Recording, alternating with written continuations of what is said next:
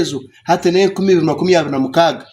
twazuma ofisi ya meya twazuma ya CDO bajya ngutuza wa RDC shashire emitwari 10 ya site royal president umuntu shashire emitwari 10 tumworo tumwazterireho umuntu shashire emitwari 10 no mugiga abekibina cha Jesus Christ Association ekiri kushango mu rushere mu district ya Kiruhura nabagira ngo bahitiye myaka mukaga mehandikise okutunga sente za parish development model konkabebembezwe kicwekeki abakubire n'abahwera tibakozerekera kumara oteze sente neza bagiga kandi neza bashomera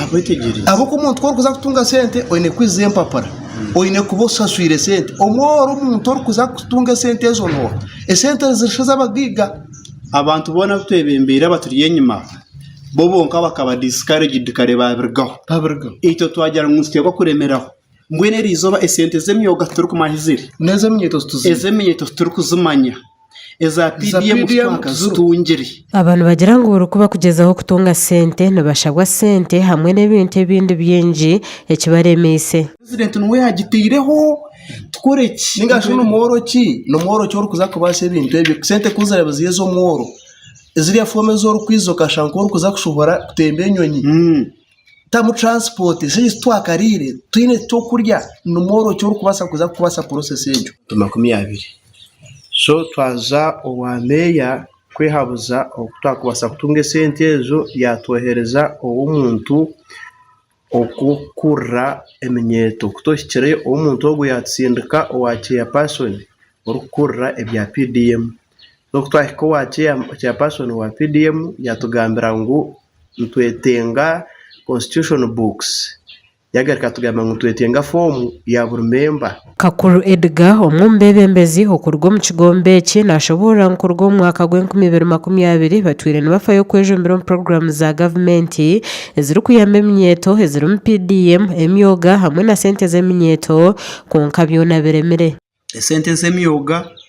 ezo kutwatankire 2020 zaturema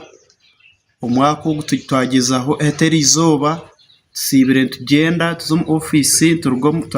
tubanzum ya meya twarugum ya meya twazum office ya chairperson wa PDM twarugoko twazo umuntu yatsindikira aha printing ayi bar printingira out of tabo constitution books yebi byayaga urukure bya PDM mu town council ya Rushere yayire koko umuntu musya atine sente zone zayine kubana shashora okuyaheza photocopying town agent na CDO na agriculture officer baza kutanga kuhereza abantu sente abatora umuntu otaka joiningire group otaka formingire group takwetenga kushashura sente oyihireho sente zo bari kushashura neza constitution ya PDM neje kozerwe kunga ebyaha computer kandi computer zimwe bakamabazo ne business so noza hokora